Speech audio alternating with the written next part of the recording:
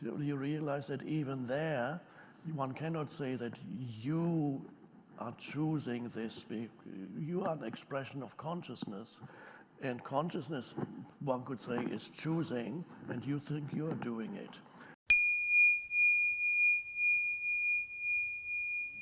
I'm surprised there's nothing on Google about Eckhart and free will, but maybe I haven't said anything about it. So here we go.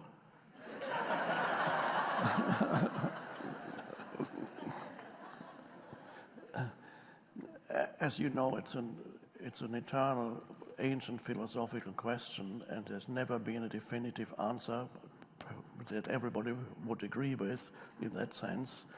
So is there free will? You mentioned everybody's doing their best because nobody can act beyond their level of consciousness, etc., for example. Okay, let's start from on one level, and then we go on to the next level. On the level of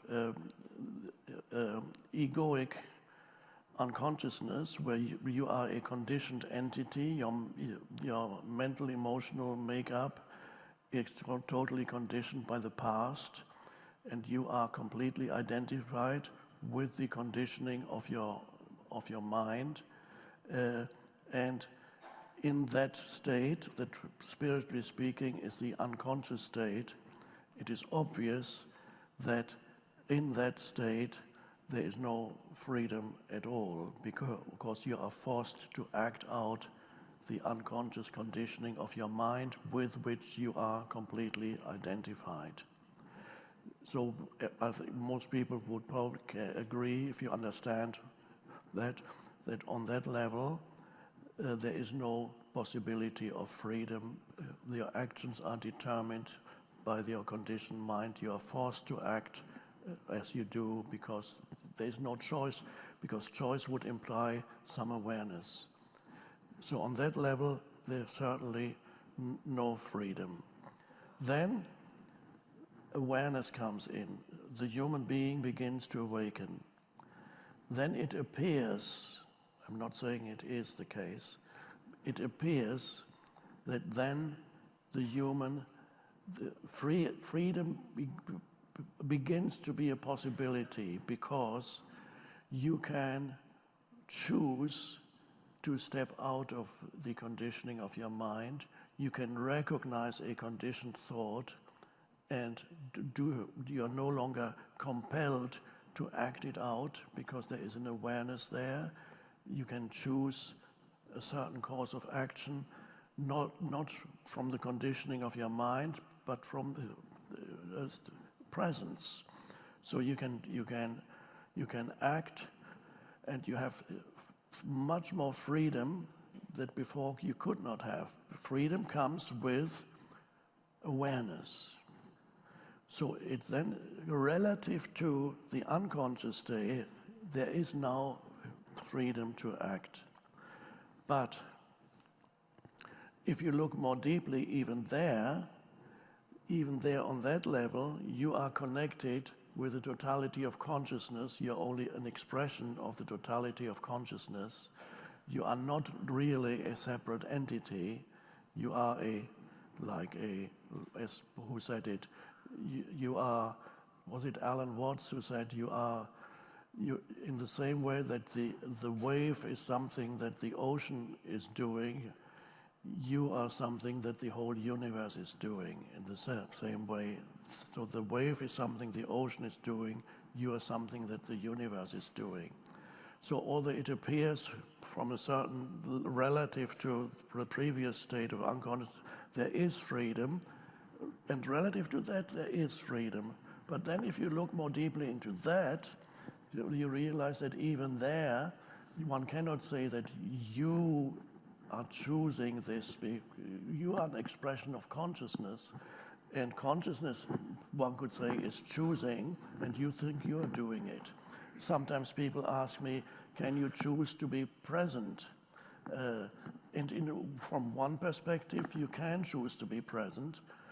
From another perspective, one could say that presence chooses you. It chooses to become present through you. Depends how you look at it.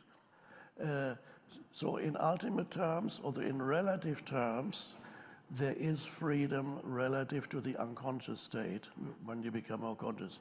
But even there, it's only relative to the unconscious state. Even there is not absolute freedom because you do not exist as an independent entity. You are part of the web of interconnectedness that is the whole universe. So in that sense, there is no freedom of choice of the individual because ultimately there is no individual. Thank you so much. I appreciate it. Thank you.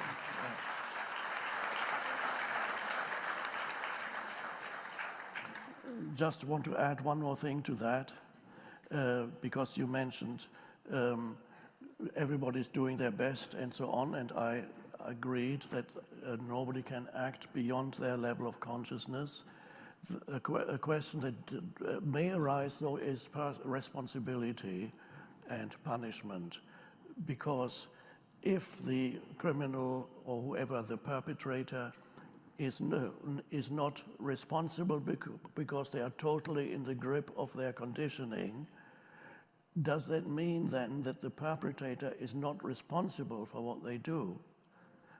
And it does seem to be the case, a very unconscious person, in that sense, is not responsible for what they do. Now, does that mean we must not punish this person because he couldn't help it? Now, that's a difficult point. There is a destiny for human beings. Human beings are meant to move out of the unconscious state, and if they are not moving out of the unconscious state, they create suffering, and they will have to suffer the consequences of their unconsciousness, which eventually awakens them. So when humans suffer the consequences of their unconsciousness, eventually that leads to suffering, and then there is a possibility of awakening. So although they may not be conscious for what they do, it don't mean that karmic retribution on that level does not operate. Punishment is necessary, and sometimes it could be at the hands of the law or the judicial system. First of all, other humans need to be protected from them, so they need to be put away. And although they may not be responsible, but they will have to suffer the consequences of their unconsciousness. And by suffering the consequences of their unconsciousness, there is a possibility of awakening. And so therefore, I've had contact with quite a few people who are imprisoned, and they have written to me, and they have experienced an awakening in prison. They suffered the consequences of their unconsciousness, and that led to an awakening. I was actually scheduled to talk in a couple of prisons in California, but I fell ill in the earlier this year, so I had to be cancelled. But hopefully soon I will be able to talk to prisoners. Both I had scheduled both to a women's prison and a man's prison.